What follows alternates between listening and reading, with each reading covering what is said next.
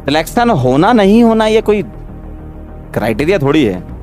मैं आपको पहले ही बता चुका हूँ, मेरे घर में 3 IITian बैठे हैं, मेरे घर में एक डॉक्टर बैठे हैं, मुझे पता है क्या चल रहा है जीवन में। इसलिए मैं आपको समझाना चाह रहा हूँ, जो भीड़ जो चल रही है ना, IIT नहीं होगा तो हमारी जिंदगी खराब हो जाएगी, अगर हमें नीट नहीं मिलेगा तो हमारी जिंदगी खराब हो जाएगी।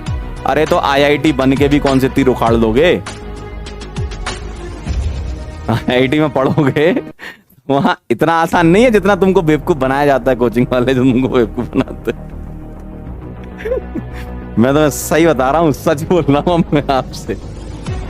जो IIT और नीट वाले समझते हैं ना, एक्चुअली क्या है, तुम लोग 12वीं क्लास के बच्चे और तो तुम लोग बहुत जल्दी जो है खेल कर देते हो जीवन में।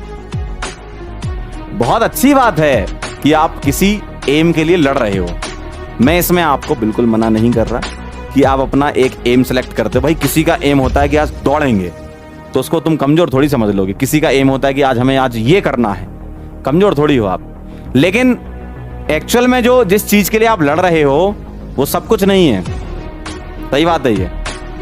लेकिन आपको ऐसा दिखाया जाता है कि यही सब कुछ है।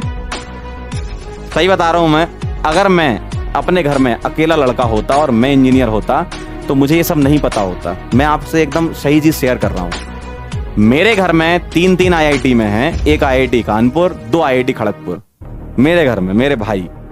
तो मुझे पता है ना कि उनकी सोच क्या है और वो क्या करते हैं और क्या उनका मेरे लिए सोचना है और मेरा उनके लिए क्या सोचना है।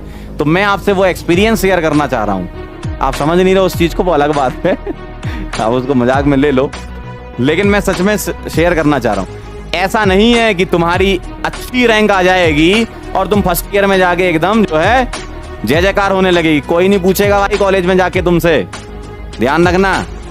तुम्हारी AIR 1 आ जाए चाहे AIR 10 आ जाए, अच्छी बात है, मैं इसको सपोर्ट करता हूं कि आपका एम है। क्यों? आप उस चीज को अचीव करना चाहते हो तो करो, उसके लिए तुम एफर्ट लगाओगे, सीखोगे कुछ। लेकिन वो परम सत्य नहीं है। जो मेरी डिफरेंस समझना बात को, कई लोग इसका बहुत गलत मतलब भी निकाल सकते हैं, मैं ये बात जानता हूं। कई लोग इसका गलत मतलब भी निकाल सकते हैं कि सर आप तो हमें डिमोटिवेट कर रहे हो। मैं डिमोटिवेट नहीं कर रहा हूं, मैं आपसे ये कहना चाह रहा हूं कि आप अगर JEE हो या नीट हो, आपको कोई चीज, आप उसके लिए बहुत मेहनत कर रहे हो और आपको वो चीज मिलनी चाहिए, लेकिन किसी कारणवश नहीं मिलेगी तो इतना, इसका मतलब ये नहीं है कि वो सब कुछ था। मैं आपको ये समझाना चाह रहा हूं, मिलेगी बहुत बढ़िया, हम भी ताली बजाएंगे, आप भी ताली बजाना अपने लिए कि भाई चलो हमने कुछ किया जीवन में, अच्छी बात है। लेकिन वो परम सत्य नहीं है। जो सत्य कॉलेज के बाद होता है वो एक्चुअल परम सत्य है, और उस लेवल पे अभी तुम लोग नहीं पहुंचे हो, और तुम वहां नहीं पहुंचे इसलिए तुम लोगों को बेवकूफ बना लिया जाता है। ये बात समझना बात को।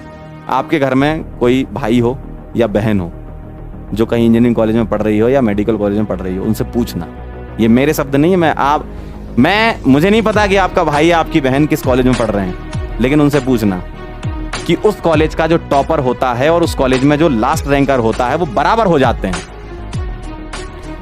मेरी ब्रांच में 432 रैंक में जिसने ओपन किया था, उसका लास्ट तक आते आते प्लेसमेंट ही नहीं हुआ भाई। अब आप ये समझ लो,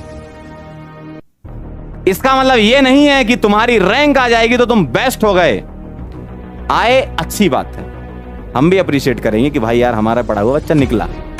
लेकिन कॉलेज में जिस दिन तुम कदम रख लेते हो, कॉलेज के दरवाजे पे जिस दिन कदम रख के तुम रजिस्ट्रेशन करवा लेते हो ना अपना, उस दिन सब बराबर होते हैं। ये तुम्हें कोई नहीं बताएगा, तुमको बस जय जयकार करवाने की आदत है ना कि हमारा जो है रैंक आ गया।